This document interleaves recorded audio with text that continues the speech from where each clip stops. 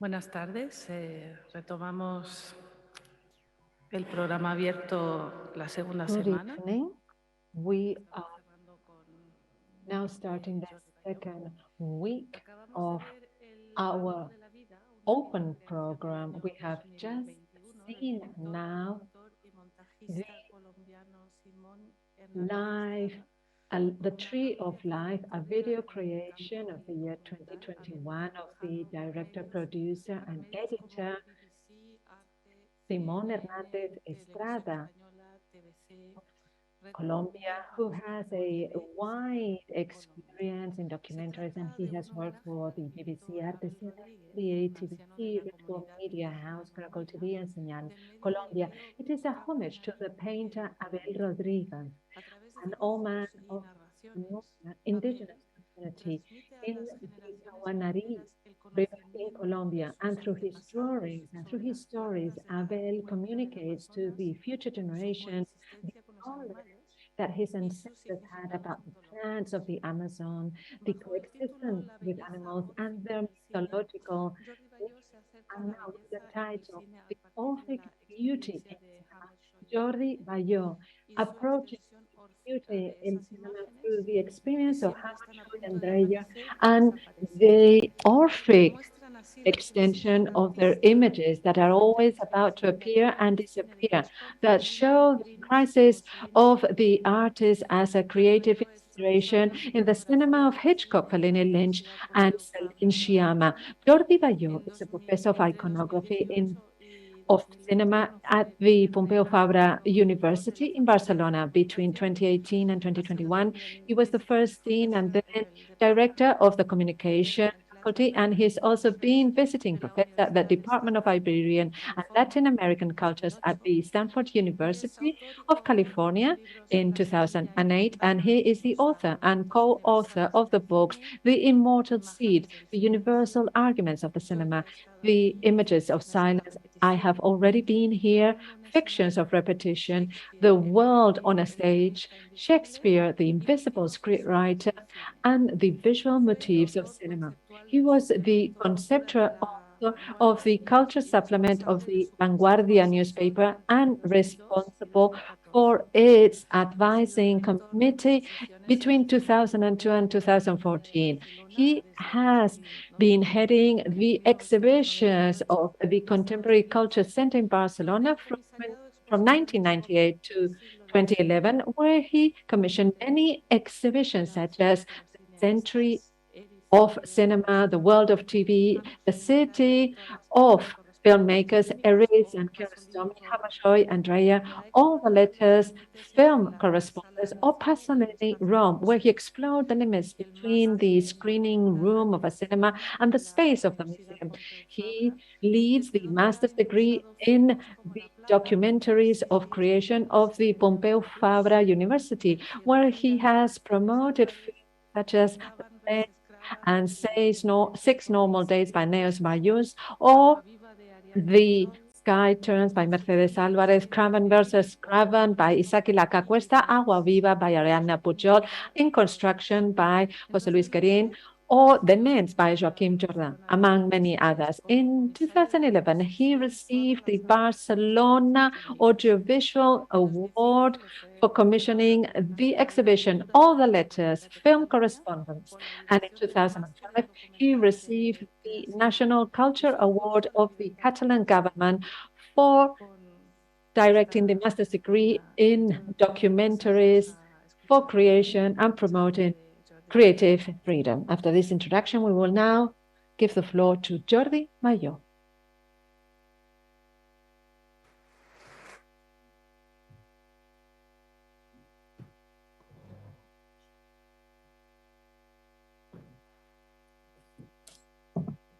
Buen día o buenas tardes. Good evening. First of all, I'd like to say that when you get invited to a conference and in such a beautiful a place such as Olot and what it means for everybody who is in the world of culture and who are always learning from others who belong to different worlds, but I think that's the way that we can advance in knowledge, i.e., it's worth seeing in the work of others some of the main dilemmas for the evolution of culture and knowledge. So today's presentation will be focusing on some of these dilemmas. And the first one is the title of this conference, because when you are invited to a conference, it's important to know what the conference is focusing on. The rest will be free. And the title was The Beauty in Cinema. And when Andrea sent me the proposal, I added the question of Orphic beauty, because why the films that we like best, and I think that I can speak in plural here, are at the end of day films that come from the Orphic narrative, and why some of the best films in contemporary cinema are based on the Orphic narrative, because that's not always been the case.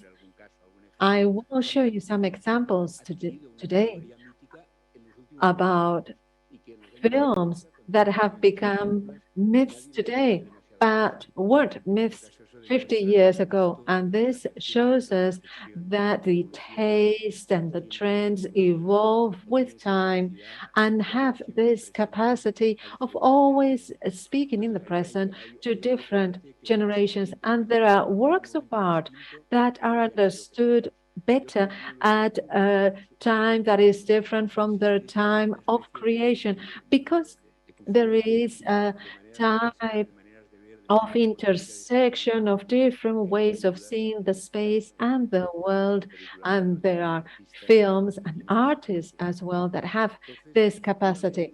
So the truth is that in some cases these films are Orphic films.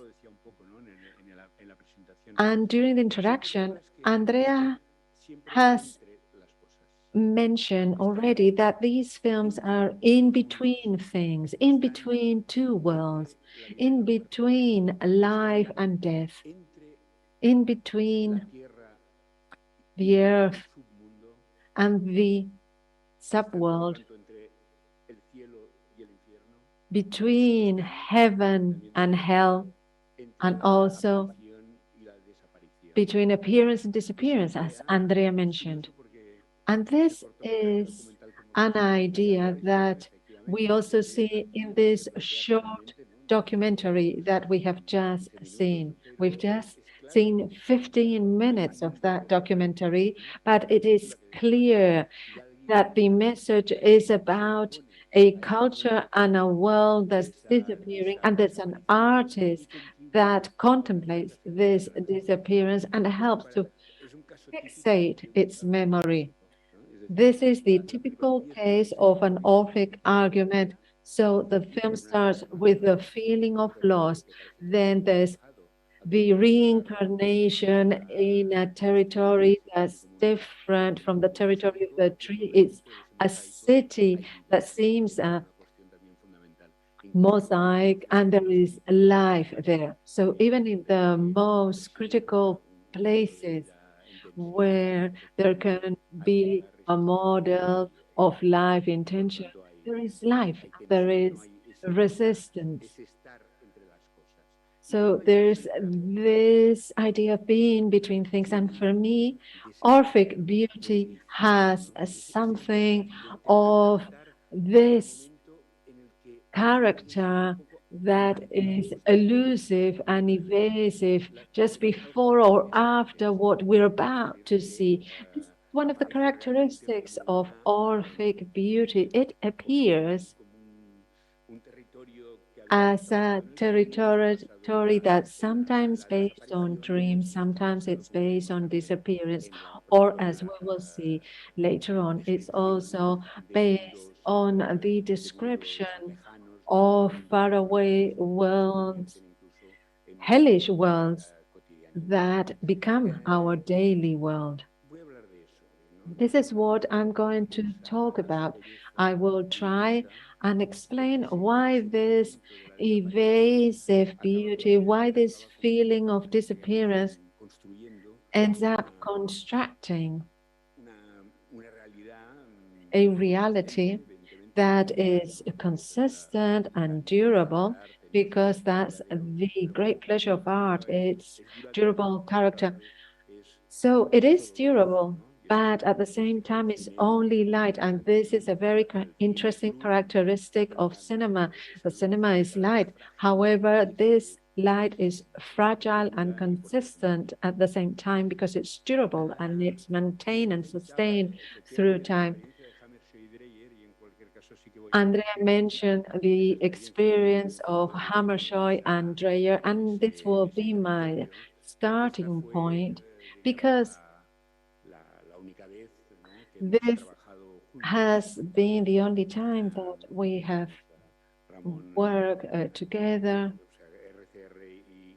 with the RCR architect studio, and I would like this relationship with Rafael, Ramon, and Karma in this project can be an example of this idea of an evasive, elusive beauty, and also of how the dilemmas that we face can coincide and how we all respond to them, how we construct something different based on the knowledge of the different languages and their capacity of integration. So we'll start now with some images to introduce this conversation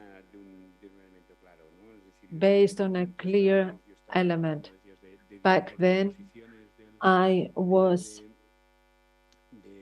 commissioned the exhibitions of the Barcelona Contemporary Culture Center, and I was fascinated by a Danish painter who wasn't well known back then. The exhibition took place in 2006, but we worked on it for many years before that, and it had this characteristic of having Hammershoi, not well known, but here, but very well known in the Nordic countries, and quite a myth in the Nordic countries. So the paintings in the museums were never loaned because they people would go there to see those paintings, and it's very frustrating for a visitor to a museum to see that the painting they want to visit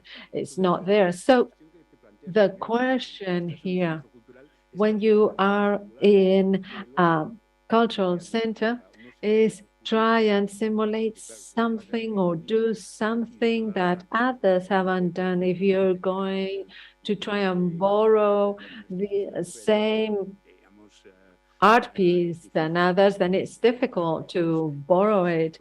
And it's difficult often also to establish a relationship of trust. So our idea was to link two Danish artists, and that's Hammershoi and Dreyer, two essential artists, to link a painter with a filmmaker based on an idea of a cinema historian, Paul Budd, who once said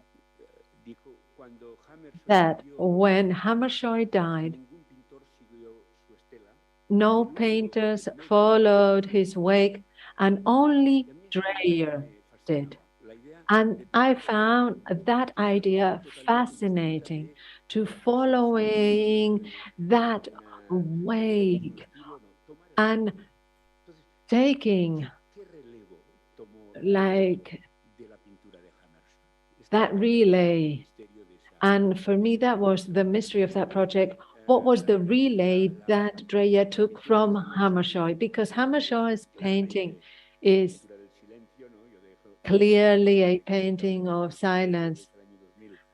I published in the year 2000 a book called The Images of Silence, and on the cover I had a painting by Hammershoi. I was already obsessed by him back then because Hammershoi mainly painted interior spaces and mainly from his two homes. And he had this art of immobilizing moments and immobilizing spaces and creating the feeling that it is something like a tomb. Those are spaces where people live, where there is light, where there are objects, and where there have been people and characters, as we will see. But we could also say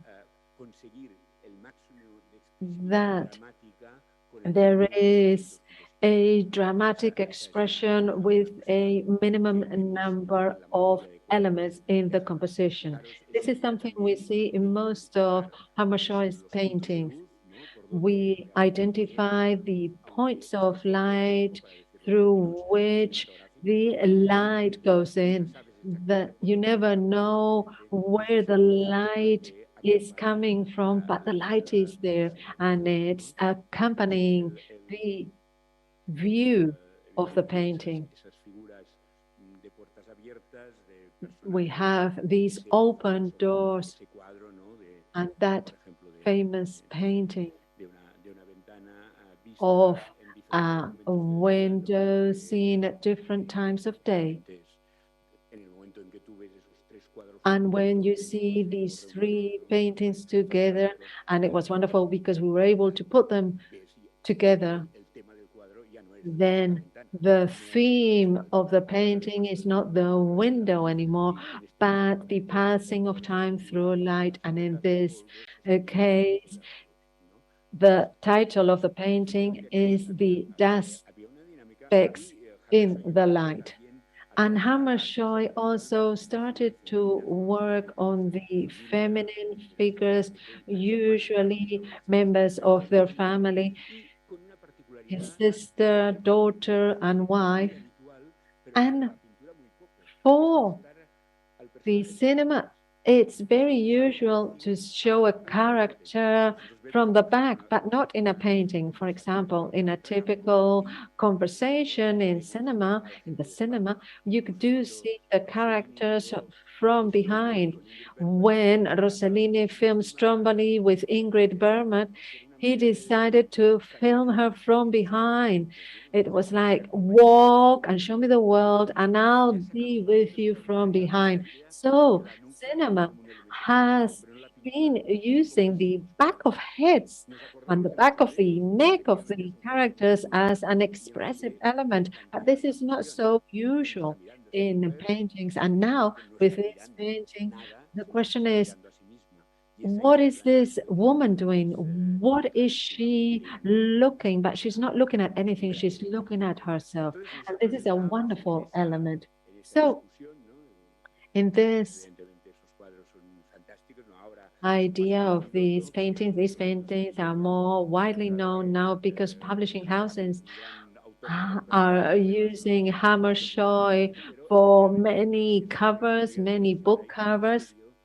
There's always this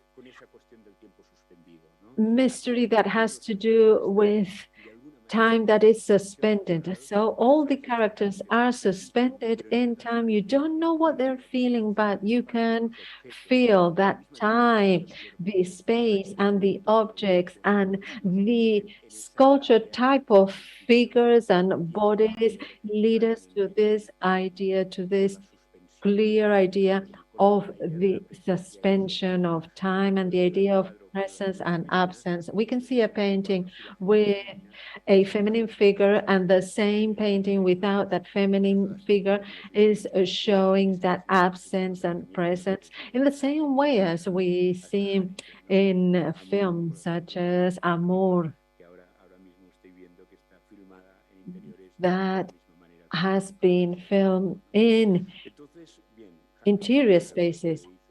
This is his most famous painting. He painted his sister when he was very young, and this was the type of materials we wanted to show in the exhibition. This is another feminine figure where we see the domestic space and this idea that the domestic space is not a calm space, but a space with tension, not a hellish space, but a space where there is some uncertainty and unrest. Another important question was the sources of light. In this case, we see the candles, and this also refers to the iconography, for example, of the woman standing at a window that refers to Frieri's painting of 50 years before that has the same characteristic. We know nothing about this female figure. But if we were asked to tell her story, we would be able to say things. We would be able to say whether she stands at the window every day, whether she lives alone or not in the house. We would be able to say many things about this figure because this is an image that we have seen repeated very often, and it has this expressiveness of the body. Hammershoi also has some landscapes. This is something we also included in the exhibition, and this is the couple, the painter and his wife, who was very often the model of his paintings. And in the exhibition, we wanted to create something where we were telling the story of this relay taken by a filmmaker after Hammershoi's death. In fact, after his death, there was a huge exhibition at the Copenhagen Museum and also in other museums. And Dreyer, who was very young back then and hadn't directed his first film yet. He was a journalist and he visited that exhibition and he was fascinated by it. And our goal with our exhibition was to create a relationship between these two artists and to understand them better when putting them together. What I am going to show you now is the least interesting thing. This is Hammershoi's first painting and then the film by Dreyer. And Dreyer said, I am now ashamed of this image because it's just too literal.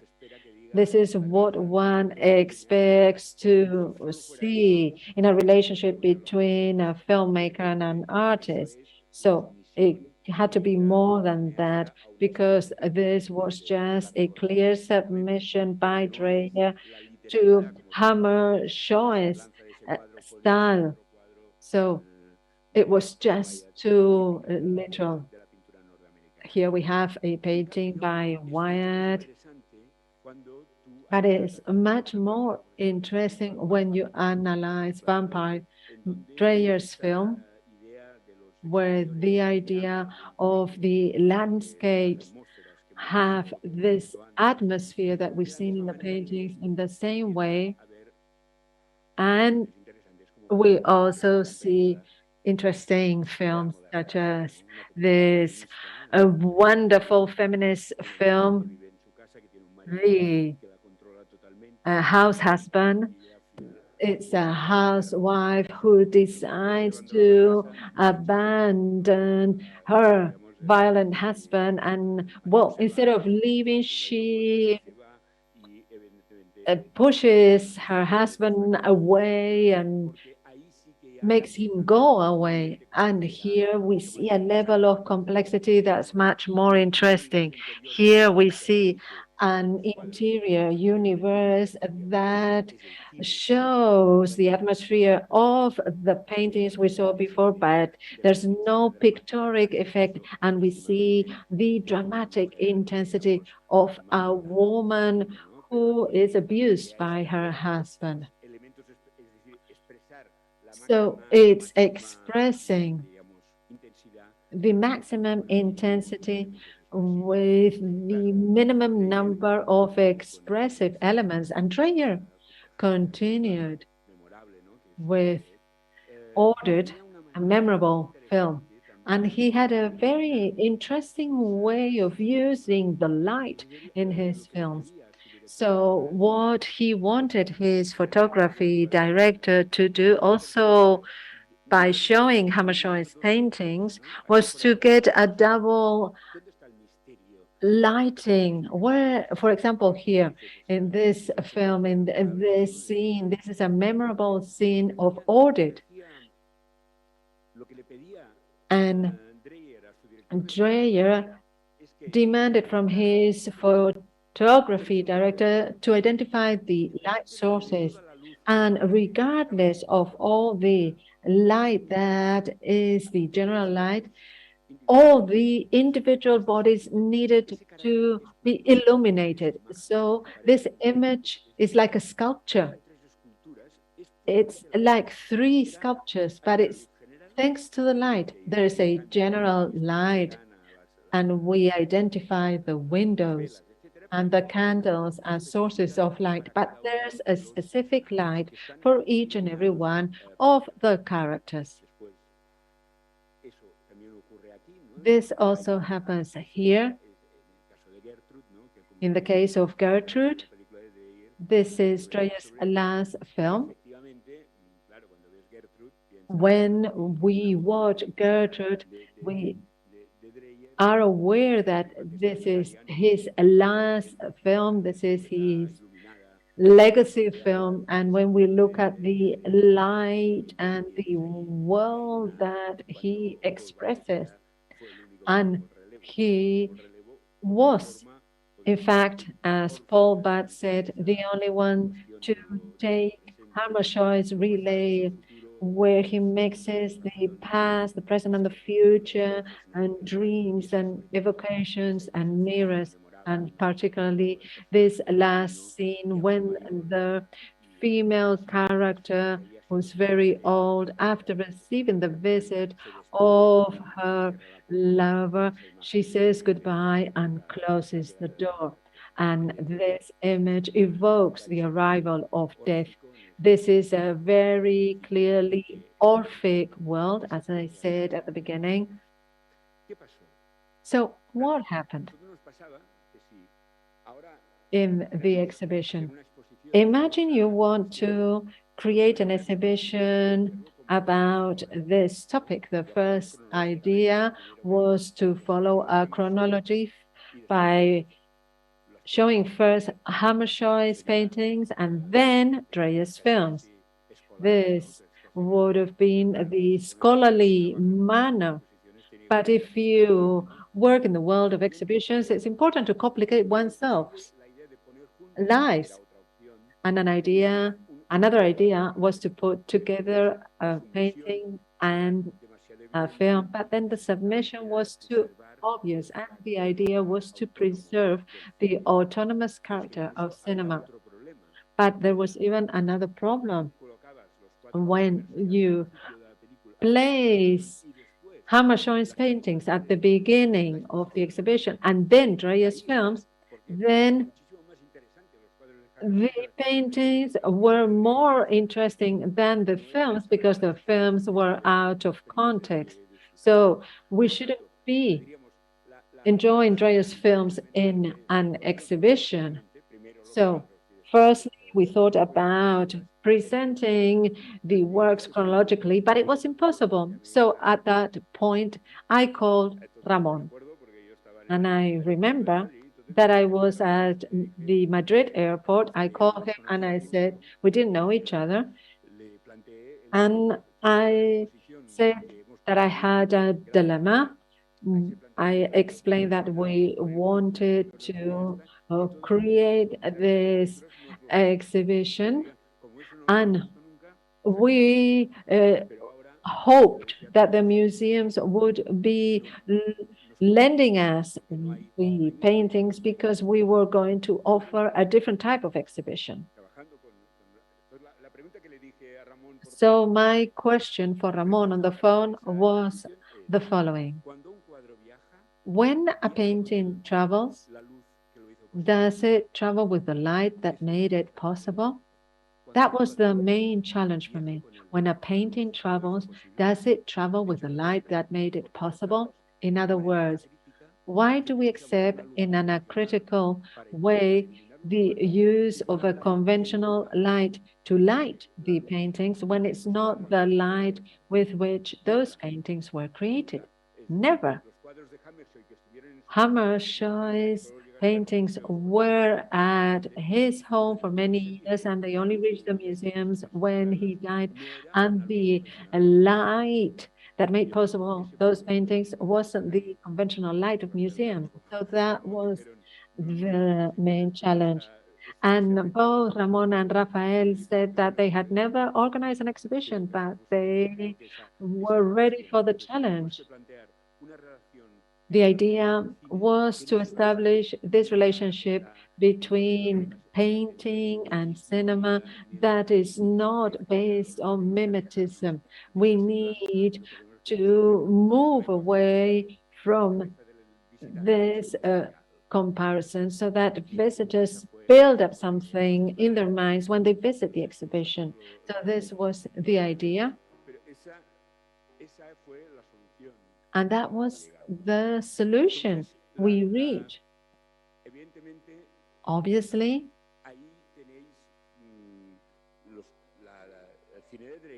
here we have Dreyer's cinema, and we've also seen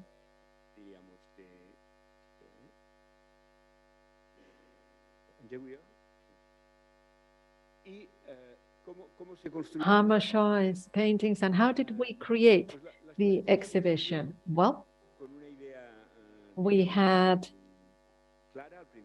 a clear idea. First, we documented the relationship. We had all the documents that certified the relationship. And then we had this idea of starting the other way around, starting with Dreyer. We selected 12 scenes, the last one and first one of the last film. And then we first showed Dreyer and then we showed Hammershoi's world. We selected this type of rough fabric for the walls, and the paintings have the light that made them possible. The light on the paintings is a light that comes in through the same direction. And we started thinking about the light as the main aspect that solved the relationship between Hammershoi and Dreyer. And we experimented with different types of light. One is the idea that the light corresponds to the source of light of the painting itself. So we have this evanescence.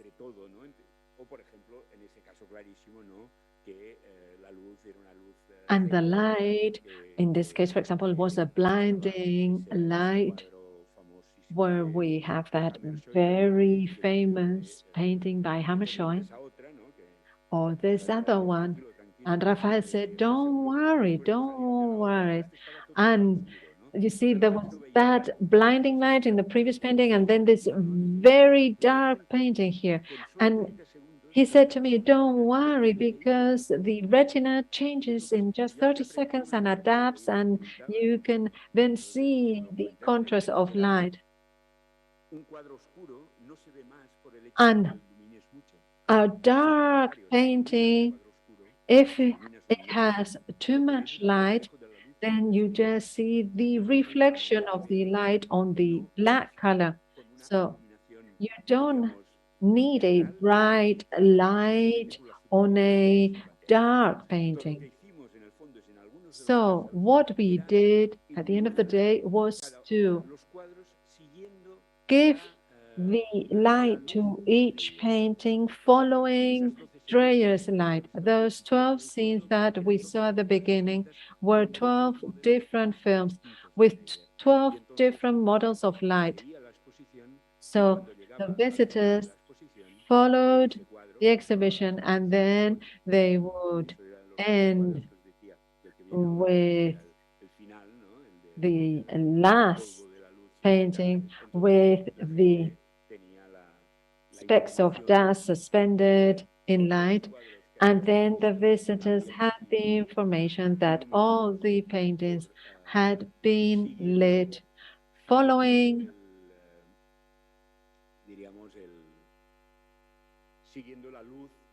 the light of Dreyer's films.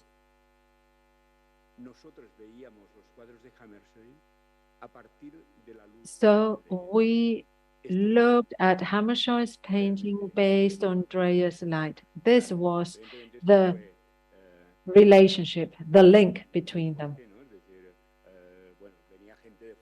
And we had many visitors from abroad.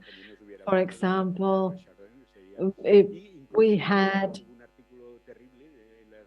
an article of the Architect Association saying that we were being very frivolous, and if they had given us the prize to the worst exhibition, we would have picked up that prize, because for us it's important to modify that light. For architects it was frivolous, but it made the exhibition absolutely unforgettable. But having the possibility of doing something different is absolutely wonderful. Doing something different was the main thing here. So there's clearly a layout that has to do with the presence and the absence. And in this case, it's the light.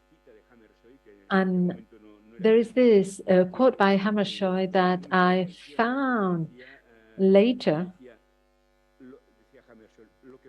that said, what leads me to choose a motive is the lights and lines it contains. So before starting a painting, the only thing that is clear to me is the lines and the light. And this is very much related to what we did in the exhibition. And when referring to cinema, we will see these examples of why Orphic cinema has this very deep beauty and has this poetry and feeling of disappearance. And I will change the order, because sometimes light, the light that helps understand things, and those of us who write and analyze art have, of course, a wonderful task, but sometimes it's filmmakers that give us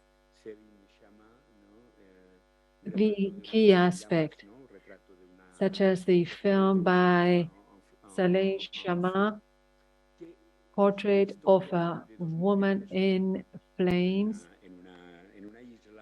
And it's the story of two women on an island, and one of them is a painter, and she is going to paint the portrait of the other woman, a young woman, because it's her mother who wants that portrait to reach a potential husband. This is the 18th century, and the two women fall in love, and we have this tension.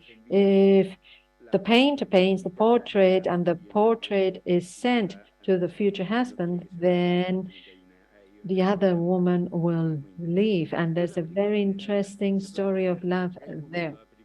And there's a point in the film where we have this story of Orpheus and Eurydice. Orpheus is an artist, a poet, a singer who has a happy life with his wife, Eurydice. And Eurydice is bitten by a snake and she dies. And she goes to the underworld. And their love story ends. So Orpheus does go to the underworld to rescue his wife and convinces through the art of music and poetry, he convinces those who domain the underworld to give Eurydice a second chance. And they said, all right, you're an artist and you convinced us. You can take Eurydice with you, but under the condition that you'll never turn around, because if not, you will lose her. So you have to move forward and she will follow you. And this story is told by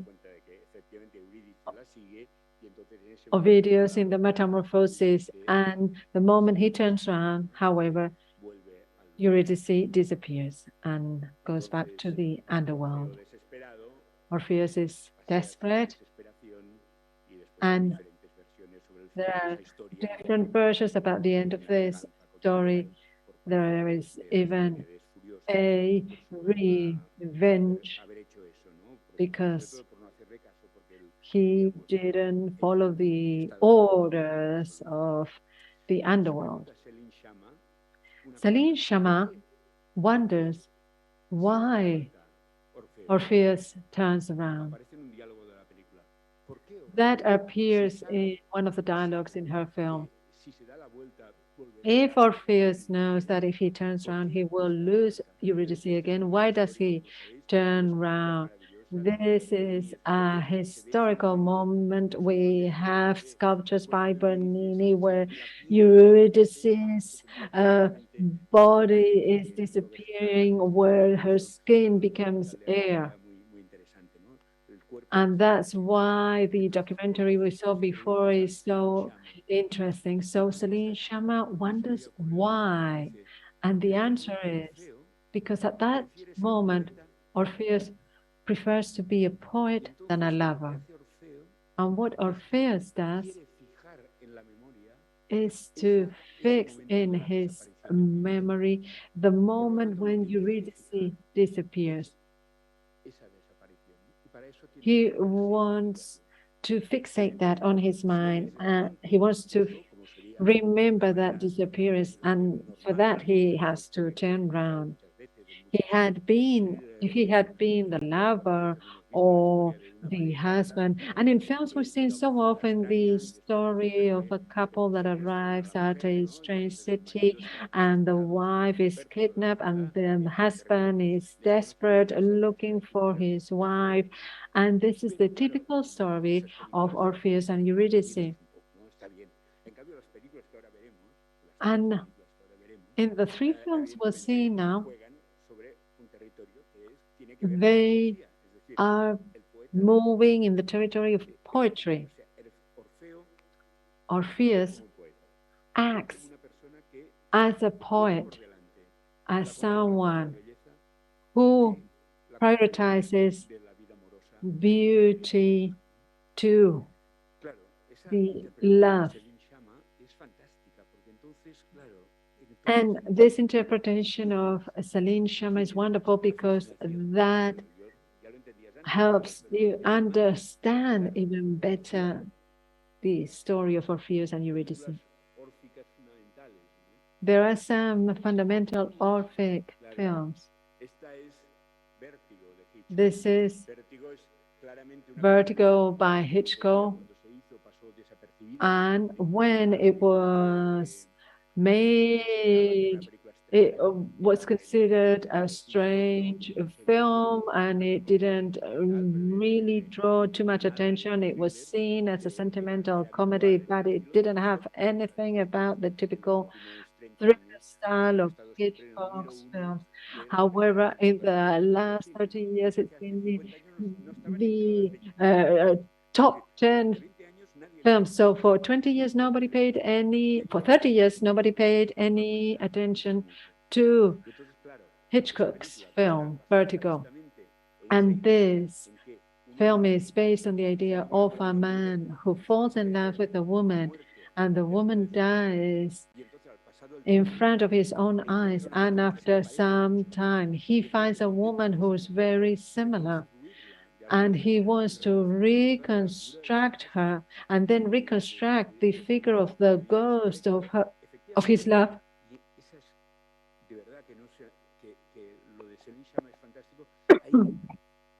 Here, James Stewart is like a poet. He's less interested in the story of love and more interested in recreating a moment.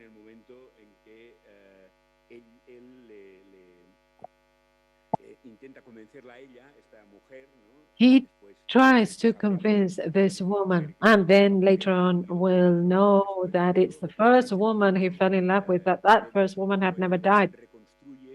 But we see how he reconstructs this idea of a dead woman that comes back to life and how to construct this.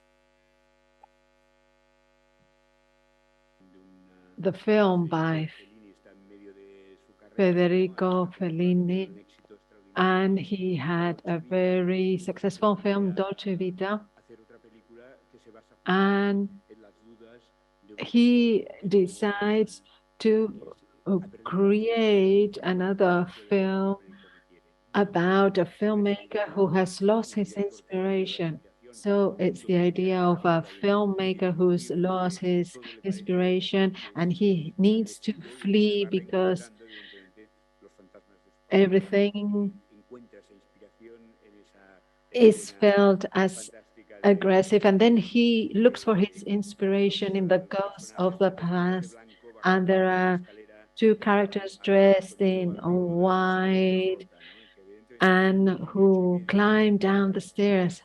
And in this Fellini film, there is the idea that you can create something from a moment of crisis based on that moment of crisis and on that moment of doubt. And this has been wonderful for every artist. Victor Erice, for example, is about to make a film about the doubts of a filmmaker because the doubts become a creative material. And that is another clear Orphic story. One is in a stable world, the world becomes hellish. And your Eurydice is inspiration. You need to find your inspiration. And in this regard, there are many films that have been influenced by this film by Fellini. Fellini 8.5, because it's the idea of not being afraid and crossing to the other side. And I'd like to end by saying that Orphic artists are not afraid of the abyss. They're not afraid of the abyss. They're not afraid of starting all over again. They're not afraid of doing something and then doing the opposite. When Hitchcock finished Psychosis and it was a great success, but after that he created a film that had nothing to do with the Psychosis world. When Fellini created his film Fellini 8.5, it was just after Dolce Vita, and he devoted the happiest moment in his career to think about this artist block. Orphic artists, Orphic filmmakers are not afraid of the abyss and accept the risk of creating. And for me, beauty in cinema is Orphic beauty. Thank you.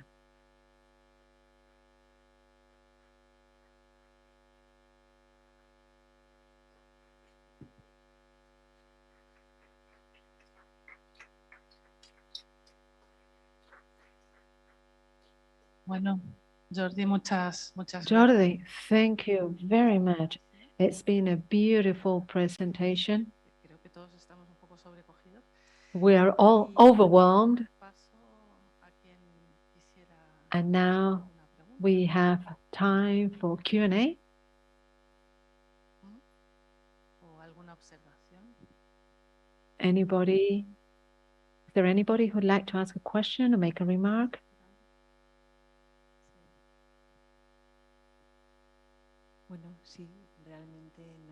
I'd like to say that I do feel overwhelmed.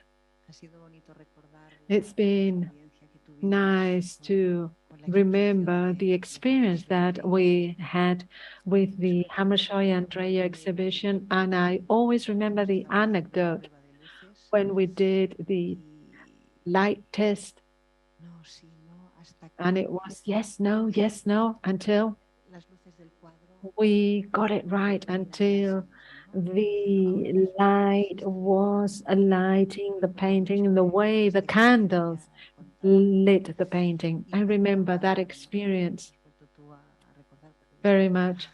And that was a long time ago, many years ago. So it's been beautiful to remember that. It's a really nice memory.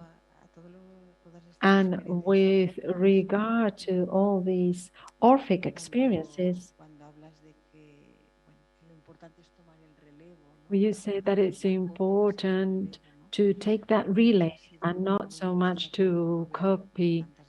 And it was interesting to see all these different experiences and how from one single idea we can have so many different manifestations, and this opens up the creative world, because sometimes one may think that everything has been already done and that you need to create something new.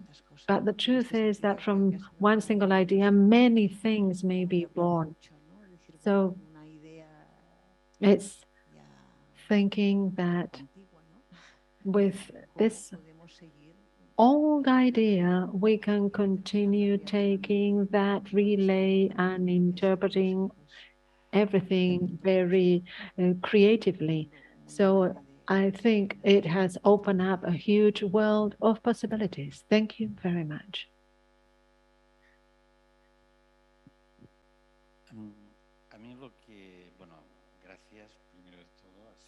Thank you. for your presentation. It's been very interesting because we've gone from talking about architecture to talk about cinema. We can all see the links and cinema has different instruments that in architecture are different but similar. And I believe that this is very relevant, and we like this cross-sectionality because everything is the same at the end of the day. And we specialize in one discipline because to understand it at a global level is very complex, and maybe we don't have the capacity to do that yet. But I do believe that in education, we will see a more global perspective and less of a discipline perspective. And one thing that has drawn my attention today, and you have ended with this idea that artists are not afraid of the others, but as Carmen mentioned, I think it's important to remember that Hammershoi is an artist that has as an only goal to capture the moment of a way of living with certain specific figures and domestic objects, because we are devoted to creativity, and you always have those who rest a lot and who have the will of not being afraid of the abyss. But there are others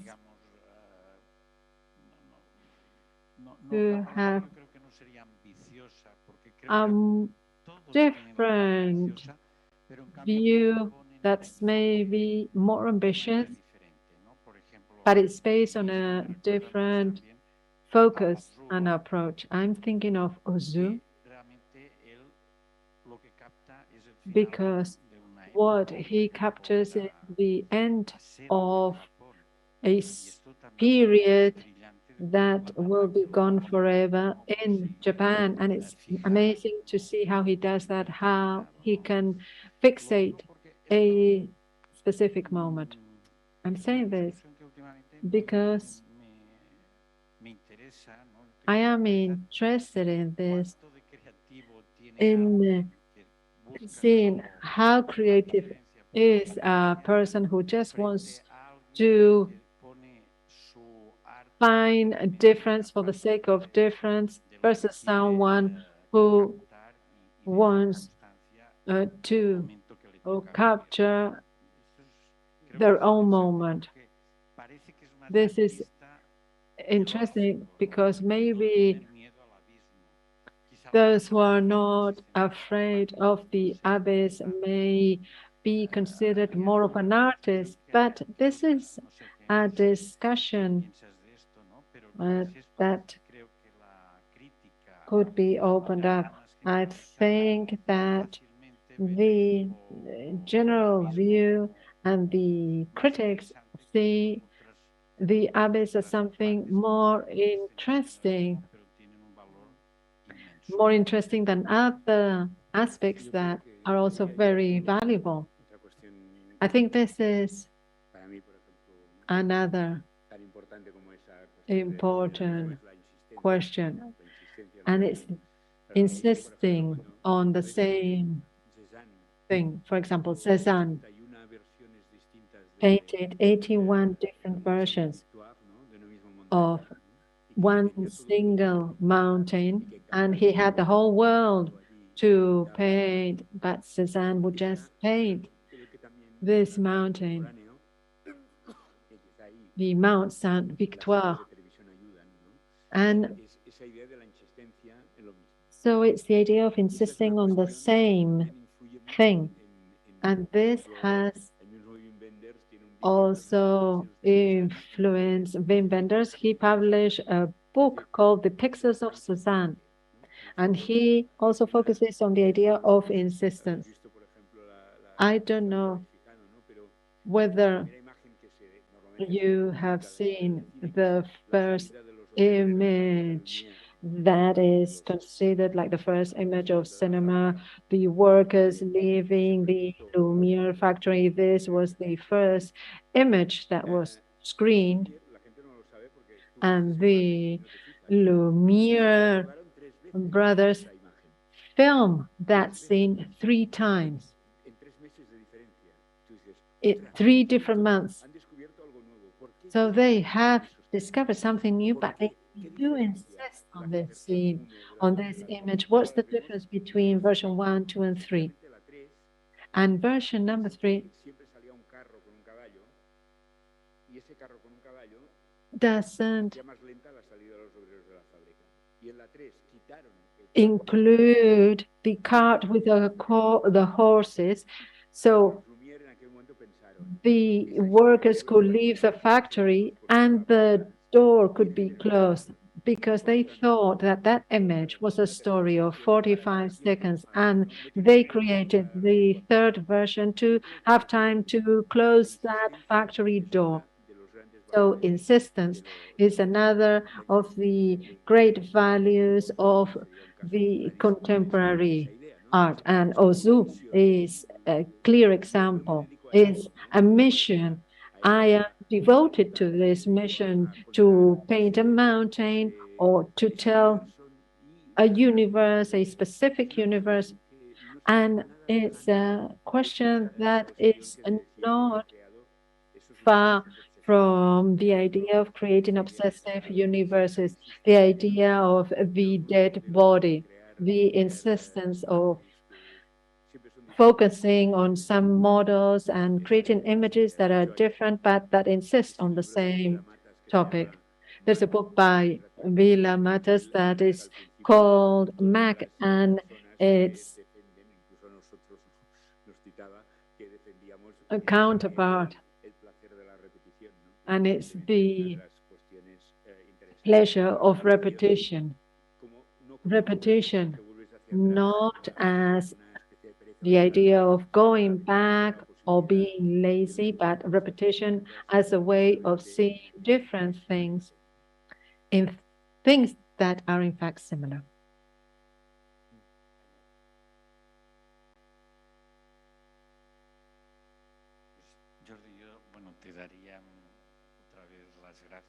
Well, I would like to thank you again, Jordi, on behalf of everybody. It's been a very interesting presentation. And maybe you could prescribe some films where you think there is an obvious relationship between cinema and architecture, so that we can learn to leave our discipline and open up to other disciplines. There is a category of films, for example, some films by Carlyle, like Fallen Angels, where we see an interesting aspect, and that's intimacy in the public space, because he films the street as the place for intimacy. And it's a couple of lovers who can only have a love relationship on the street because there are too many people at home. And there are film makers such as Wong Kar-wai that use the outdoor spaces as if they were indoor spaces, and the idea of intimacy in the public space is a very interesting line of work, and I would invite you to see these films by some Asian filmmakers, such as Kong Yu, who won the Oscar with Parasites. It's this idea of the universes that have been corrupted by evil. All his film memories of a murder. So I can send you some titles, but I do think that Asian cinema has redefined in a very interesting way the question of intimacy and of meeting each other. Because in Fallen Angels, this is a couple that loves each other, but they cannot meet. And it's a wonderful idea. So he has been here, she has been here, and it's the idea of giving meaning to the space, to the objects, to the architecture that have the presence of the person who has just been there. And I think that it's interesting because it's an idea of how to show someone who's not there any longer. And that's interesting for architects and filmmakers. So, well, thank you very much.